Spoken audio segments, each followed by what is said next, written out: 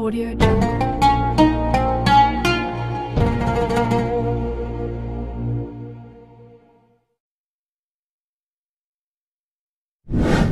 Masalah pertama, idza ra'aitum hilala Dzulhijjah, kalau ada di antara kamu melihat hilal bulan Zulhijjah.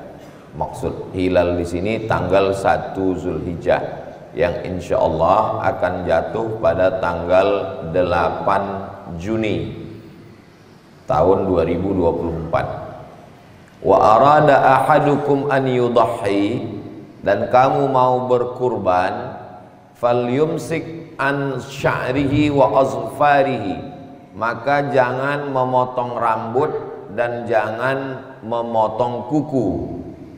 Hadisnya hadis sahih, tapi masyarakat banyak yang bingung. Apakah dari tanggal 1 sampai tanggal 10 itu tidak boleh motong kuku dan motong rambut bagi yang berkurban? Karena bunyi hadisnya, falyumsik, hendaklah dia menahan diri, an sya'rihi, dari rambutnya, wa azfarihi, dan dari kukunya. Maka menurut ulama, hadis ini bukan bermakna wajib, bukan artinya wajib membiarkan rambut dan kuku, karena di awal hadis itu ada bunyi kalimat arada ahadukum an yudahi. Arada artinya mau. Siapa yang mau, siapa yang tak mau ya tidak apa-apa. Maka ulama memahami makna hadis ini hukumnya sunnat. Jadi bagi siapa yang berkurban, sunnat hukumnya tidak memotong kuku dan tidak memotong rambut, kumis, janggut, bulu badan, tidak bercukur dari tanggal 1 sampai tanggal 10. Setelah dia menyembelih kurban, barulah dia potong kumis, kalau dia mau cukur rambut atau mau memotong kuku, hukumnya sunnat. Lalu kalau ada orang yang sudah daftar kurban, tanggal 1 Zulhijjah atau tanggal 2, tanggal 3 dia pangkas atau mencukur kumis atau memotong kuku, ya tidak apa-apa, karena sunnah itu maknanya dilaksanakan berpahala. Tidak dilaksanakan ya tidak apa-apa terkait dengan potong kuku dan cukur bulu badan ini. Apa hikmahnya? Hikmahnya begini, kalau dari tanggal 1 sampai tanggal 10 itu dia tidak potong kuku dan tidak cukur bulu badan, maka otomatis selama 10 hari itu kukunya panjang. Dan kalau dia kumisan dan jenggotan dia sudah berewok. Maka ketika selesai potong hewan kurban, dia potong kuku, dia rapikan jenggotnya, dia potong kumisnya, dia cukur rambutnya, maka setelah itu dia fresh, merasa segar secara fisik. Yang sebelumnya merasa kotor, selesai berkurban dia merasa bersih. Rasa fresh itulah yang didapatkan orang. Secara batinnya dia bersih, suci karena sudah berkurban, dan secara fisik juga dia merasakan nyaman, merasa bersih. Itulah hikmah dibalik tidak potong kuku dan tidak mencukur bulu badan dari tanggal 1 sampai tanggal 10 Zulhijjah. Dilaksanakan baik, kalau tidak mau dilaksanakan tidak apa-apa, hukumnya tidak wajib menurut para ulama. Ini masalah yang pertama. Masalah yang kedua, tentang masalah mana yang afdal antara kambing atau lembu. Maka sebagian menganggap lebih afdal kambing, kata dia. Kau menganggap kenapa lebih afdal kambing? Karena kalau lembu nanti di akhirat bertujuh naik lembu. Aku tak mau rame-rame, kata dia. Aku maunya sendiri-sendiri aja. Setelah dibahas oleh para ulama di antara kitabnya Al-Fiqhul Islami wa Adillatu, antara kambing sama lembu tidak ada yang mengatakan lebih afdal lembu atau lebih afdal kambing. Tapi yang lebih afdal itu mana yang lebih banyak dagingnya, itulah yang paling afdal. Karena ibadah kurban itu membagi makan daging orang miskin, yatim, duafa, jiran, tetangga, keluarga. Kalau zakat hanya fakir miskin saja. Tapi kalau kurban, jiran, tetangga, keluarga, sahabat dapat semuanya. Maka mana yang paling banyak dagingnya itu yang paling bagus. Ada namanya kambing dari Kabupaten Langkat beberapa tahun yang lalu, viral di Riau. Jadi dibeli anak kambing, dibawa ke Riau, nanti ada proses pembesaran, penggemukan. Satu ekornya sampai 200 kilo. Jadi kalau kambing sebesar itu lebih afdal daripada sapi kurus. Dan sebaliknya sapi bisa lebih afdal. Ada orang kurban 7 orang kambing kecil-kecil, kambing kacang, kambing kampung, dibandingkan dengan orang yang bertujuh berkurban satu sapi limosin. Sapi limosin yang dari Australia, satu ekornya 1 miliar, yang sekarang banyak dipotong artis-artis. Itu lebih afdal 1 ekor sapi daripada 7 ekor kambing. Jadi kesimpulannya, mana yang lebih banyak dagingnya, itulah yang lebih afdal untuk dipakai berkurban. Jadi antara yang sapi dengan kambing tidak usah kelahi dalam masalah ini. Masalah ketiga, mana yang lebih afdal, binatangnya jantan atau betina?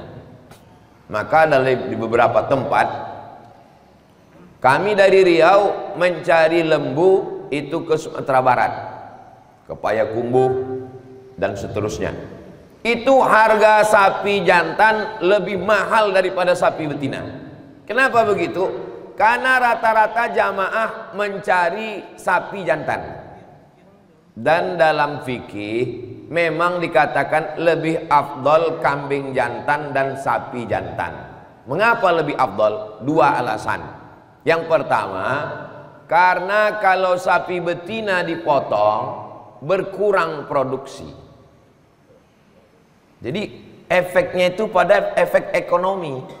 Bayangkan kalau sapi betina yang dikurbankan, tinggal sapi jantan, berkurang produktivitas. Sedangkan Islam ini ada namanya zakat. Zakat itu ada zakat perdagangan, ada zakat hewan, diantaranya zakat kambing dan zakat sapi. Bagaimana orang mau berzakat sapi kalau sapi betina dipotong? Itulah mengapa sapi jantan dan kambing pun kambing jantan. Alasan yang kedua, kenapa kambing jantan lebih afdal dan sapi jantan lebih afdal? Ternyata menurut ulama dalam kitab-kitab fikih, kambing jantan dengan sapi jantan dagingnya lebih enak daripada sapi betina. Dalam bersedekah, kita disuruh bersedekah makanan mana yang paling lezat, mana yang paling enak, itulah yang kita sedekahkan. Atas 2 alasan itulah kenapa sapi jantan dan kambing jantan lebih afdal dipakai berkurban daripada betina. Jadi maklum kalau harganya tinggi. Tapi kalau nanti waktu rapat panitia, Bapak Ibu sekalian, masjid kita ada 10 sapi, yang 8 jantan, yang 2 betina, tidak perlu komplain karena kurbannya tetap sah.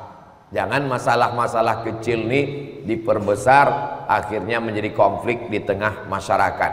Tujuan kita berkurban ini untuk menyembelih binatang yang bertanduk supaya hilang sifat-sifat menanduk pada diri kita. Bukan malah setelah berkurban sesama jamaah saling menanduk. Kata kambing, aku aja tak menanduk lagi, kalian pula saling menanduk, kata dia. Nah, ini penting dipahami dengan baik. Ini hanya masalah khilafiyah yang sepele, yang remeh-temeh saja. Masalah yang keempat, waktu menyembelih kambing itu, apakah disebut nama orangnya bagi yang menyembelihkan nama orang lain, atau cukup bismillahi Allahu Akbar, maka yang menyebut nama dalilnya hadis. Mana hadisnya? Allahumma hadza an Muhammad wa ali Muhammad. Ini kupotong untuk Muhammad dan keluarga Muhammad. Itulah dalil kalau ada nanti tukang jagal, tukang potong yang menyebut nama. Sapi nomor 1, Bapak Insinyur, Bapak AKBP, Bapak Kiai, Bapak Doktorandus, Bapak Kapten. Tapi ini tidak wajib. Jangan sampai selesai acara pemotongan pulang ibu meleleh air mata ke rumah. Ditanya suaminya, kenapa kau menangis? Namaku tak disebut. Karena pendapat kedua mengatakan, walaupun tak disebut nama, asal sudah ada dalam niat sampai dalilnya innamal a'malu binniyat wa innamal likulli imri'in ma nawa. Sudah dituliskan di dinding masjid, sapi nomor 1 niat sipulan. Di baleho juga sudah. Pas pemotongan tukang potong tak menyebut bismillahi Allahu Akbar, maka kurbannya sah. Masalah yang kelima, waktu memotong itu kemana arah kepala sapi, kepala lembu, kepala kerbau? Menurut sunnah Nabi SAW menghadap ke arah kiblat, kakinya ke arah utara, Medan, Sumatera Utara, Aceh, Jambi, Riau, kepalanya ke arah Lampung, badannya menghadap ke arah kiblat. Bismillahi Allahu Akbar, menghadap ke arah kiblat. Menghadap ke arah kiblat, Nabi SAW menginjakkan kakinya tapi tidak dengan bertenaga keras, hanya sekedar menenangkannya saja. Lalu kemudian tangan kanannya memegang, tangan kiri memegang kepala, tangan kanan memegang pisau. Dianjurkan menyembelih sendiri. Sunnat hukumnya menyembelih sendiri. Idza dzabhtum fa ahsinuz dzabhah. Kalau kamu menyembelih, sembelihlah dengan baik. Bagaimana menyembelih dengan baik? Falyuhidda syafratahu, pisaunya tajam. Setelah pisaunya tajam, ambil itu batang pisang atau kertas, bisa dipotong goloknya, barulah dipotongkan. Tidak boleh menyiksa binatang. Marah Nabi Muhammad SAW. Wa ma arsalnaka illa rahmatan lil.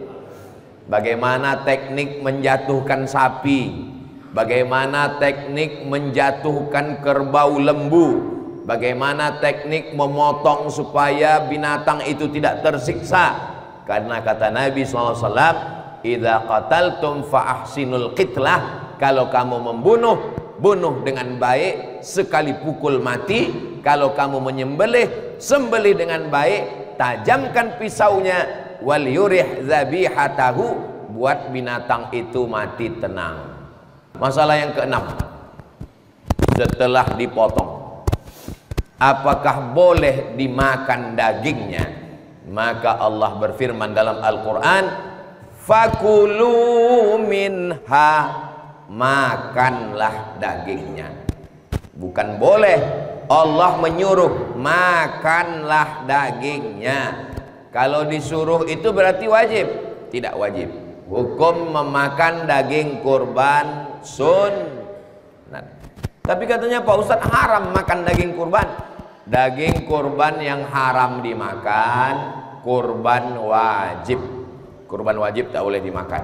Kurban wajib itu yang mana? Kurban nazar. Saya bernazar, ya Allah, kalau lulus anak saya tahun ini CPNS saya berkurban. Tapi kalau tak lulus sampai mati saya tak berkurban. Itu tak boleh dimakan. Tapi kalau kurbannya kurban sunat, maka boleh dimakan dagingnya. Berapa yang dimakan? Fakulu minha, makan sedikit saja. Apanya yang dimakan dan berapa banyak? Maka tengok Nabi, hadis Nabi sallallahu alaihi wasallam, akala min kabidi udhiyatihi, Nabi memakan hati hewan kurbannya. Ini beda Idul Adha dengan Idul Fitri. Idul Fitri habis sholat subuh makan dulu. Habis makan batalkan puasa hari itu, tak boleh puasa. Karena puasa haram tanggal 1 Syawal. Setelah makan baru sholat Idul Fitri. Kalau Idul Adha habis sholat subuh tak boleh makan. Sunnah hukumnya untuk tidak makan, tidak minum. Maksudnya seperti puasa. Karena banyak juga jamaah ini tidak makan, tidak minum, tapi 5 batang sudah habis. Tidak makan, tidak minum, tidak merokok, tidak melakukan hal yang membatalkan puasa. Sunnah hukumnya menahan diri. Sholat Idul Adha, selesai sholat Idul Adha, disembelih hewan kurban, belah perutnya, ambil hatinya, cuci dulu karena haram makan darah. Hurrimat alaikumul maitatu, haram makan bangkai, waddamu darah, walahmul khinzir, babi. Bangkai itu binatang yang kita makan itu kan mati Pak Ustadz. Ayam mati, kambing mati, berarti bangkai. Kalau disembelih dia tidak bangkai. Yang dimaksud bangkai itu adalah yang tidak disembelih dan di darat. Adapun yang di laut tak disembelih tetap halal. Ikan, cumi, kepiting tak disembelih. Tapi kalau kambing masuk laut tetap haram. Jangan pula gara-gara ini nanti ada sapi masuk ke sungai, kata Ustaz Somad, apapun yang di sungai halal. Nah, lalu kemudian setelah dia disembelih, dibuka perutnya, diambil hatinya, dicuci supaya darahnya bersih. Kalau dia hidungnya tajam takut amis, pakai limau, kasih garam, potong tipis, bakar. Bismillahirrahmanirrahim, littabarruk, mengambil barokah. Makanan pertama hari raya kurban adalah hati hewan kurban. Bagi yang darah rendah dianjurkan makan hati kambing supaya naik darahnya. Nah, ini bagus. Tapi bagi yang sudah darah tinggi, cicip sikit aja, jangan banyak, nanti mati saya bertanggung jawab.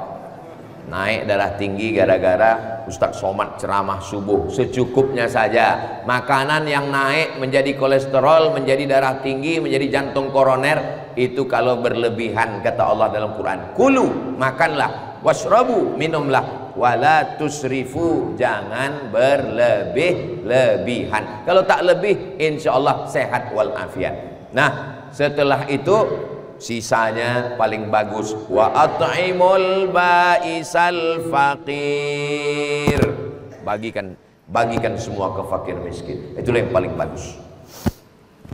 Jadi tak boleh kami dapat kupon itu Pak Ustadz. Ini kan cerita afdol ini. Kalau afdol makan hatinya sedikit, sisanya bagi. Tapi kalau cerita boleh, maka Nabi membagi 3 kambing. Itu dibagi 3, sepertiga untuk yang berkurban, sepertiga untuk jiran tetangga, sepertiga untuk fakir miskin. Misalnya bapak ber-7 orang 1 sapi, daging sapi dengan tulang sapi, dengan kepala sapi, dengan lemak sapi, dengan organ dalamnya itu dibagi 3, sepertiga untuk keluarga di rumah, sepertiga untuk jiran tetangga, sepertiga untuk fakir miskin. Itu pembagian boleh. Lalu macam mana pembagian kami selama ini Pak Ustadz? Macam mana pembagian kita? 1 kupon untuk masyarakat, yang berkurban dapat 1 kupon. Jadi kalau saya menjadi peserta, saya dapat 2 kupon. 1 kupon sebagai masyarakat, 1 kupon sebagai pekurban. Bagus, karena 2 kupon itu tidak melebihi jatah 1/3. Yang tidak boleh itu lebih 1/3. Tapi jangan gara-gara tausiah Ustaz Somad subuh ini, semua peserta minta 1/3. Besok semua komplain ke panitia. Kata Ustaz Somad 1/3, aku minta 1/3. Maksud saya menjelaskan ini, tidak boleh mengambil lebih dari jatah 1/3. Adapun kurang dari sepertiga, sisanya itu dianggap sebagai sedekah. Berikutnya masalah yang ketujuh, memberikan kepala kepada yang tukang potong sebagai upah. Tukang potong, ya, ini kepala untuk kamu sebagai upah. Tukang kulit, ya, ini daging untuk kamu 3 kresek sebagai upah. Haram hukumnya mengambil hewan kurban dijadikan sebagai upah, karena kurban bukan milik tukang potong. Kurban sudah ada jatahnya masing-masing. Makanya tukang potong, tukang kulit, dia tidak dikasih upah dari daging, kepala, ekor, jantung, limpa, usus, kulit hewan kurban, tapi dia dikasih upah khusus. Dari mana duitnya? Duitnya dari setoran awal. Maka akad setoran awal itu mesti jelas. Ini 3 juta hewan kurban sekaligus biaya operasional. Akadnya mesti begitu. Kalau tidak begitu akad, panitia nanti sulit. Pertama, kalau duit berlebih, panitia mesti membalikkan. Yang kedua, dari mana panitia untuk mengambil duit 5? Pertama, survei pencarian sapi. Yang kedua, membawa sapi dari luar kota ke Bengkulu Selatan. Yang ketiga, sapi tak langsung dipotong, tapi jaga malam dulu, semalam 2 malam. Siapa yang jaga malam? Yang keempat, tukang jagal mesti diupah. Yang kelima, tukang kulit mesti dikasih upah. Itu diambil dari biaya operasional. Akad di awal, saya serahkan duit ini 3 juta untuk hewan kurban saya sekaligus biaya operasional tunai. Jangan ambil untuk kurban dari masjid. Jangan ambil duit masjid untuk beli kresek, duit masjid untuk beli pipa, duit masjid untuk beli tali rapia, duit masjid untuk beli pisau. Karena duit masjid sedekah umat Islam untuk masjid, bukan untuk penyelenggaraan hewan kurban. Jangan sampai masalah yang kecil-kecil kita dituntut di hadapan Allah. Faman ya'mal mithqala dzarratin khairan yarah. Nah, ini insyaallah duitnya bisa dipakai semuanya. Lalu kemudian bagaimana dengan relawan-relawan? Relawan dapat 2 kupon. Misal, 1 kupon sebagai masyarakat, 1 kupon sebagai relawan tukang potong-potong, tukang cincang-cincang, tukang masuk plastik, tukang bagi-bagi, boleh. Karena itu sebagai hadiah. Loh, Ustaz Somad tidak konsisten. Tadi katanya sebagai upah tak boleh, ini sebagai hadiah kok boleh?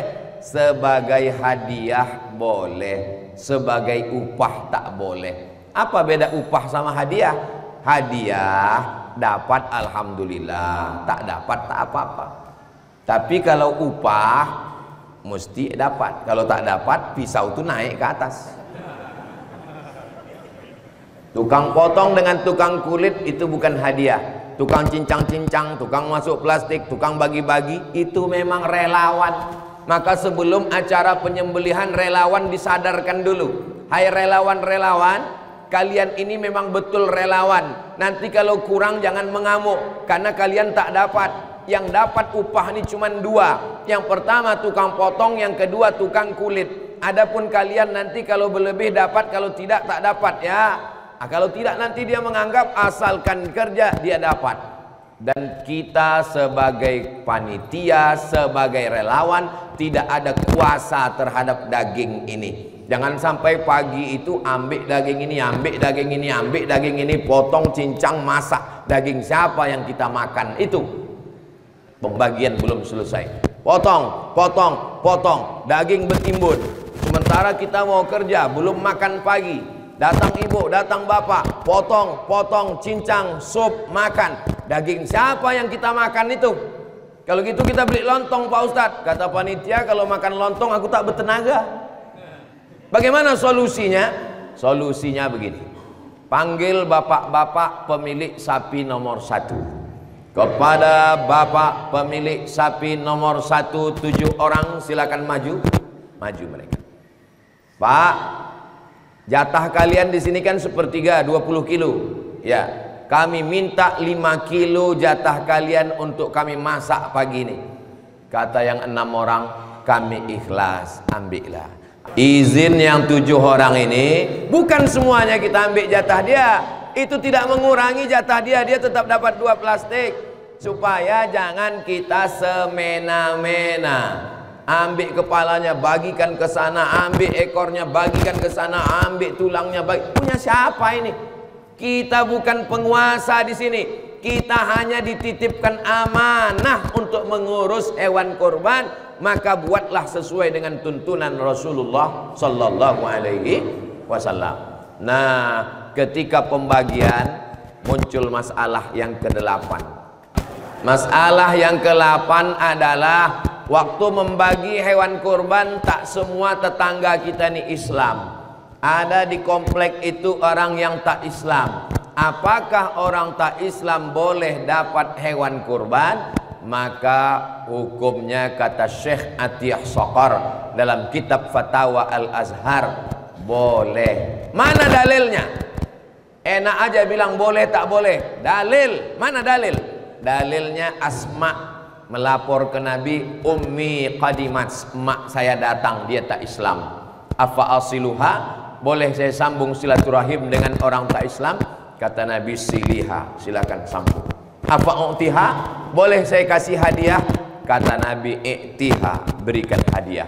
Itu dalil boleh memberikan hadiah hewan kurban pada orang yang tak Islam. Kenapa zakat tak boleh? Kenapa kurban boleh? Karena zakat wajib dan asnafnya ditetapkan 8. Tak boleh keluar. Innamas shadaqatu lil fuqara wal masakin wal amilina 'alaiha wal mu'allafati qulubuhum wa fir riqab wal gharimin wa fi sabilillah wa banis sabil. Tak boleh. Sedangkan untuk kurban boleh memberi tetangga, kawan sekantor, sahabat yang tidak Islam. Sebelum mengasih kepada yang tak Islam tuh buka dulu plastiknya. Tengok baik-baik. Jangan salah kasih untuk dia, paslah yang isinya usus semua. Dibukanya, ditengoknya, begitulah rupanya perbuatan orang Islam ini ya. Tengok, pastikan dagingnya dulu.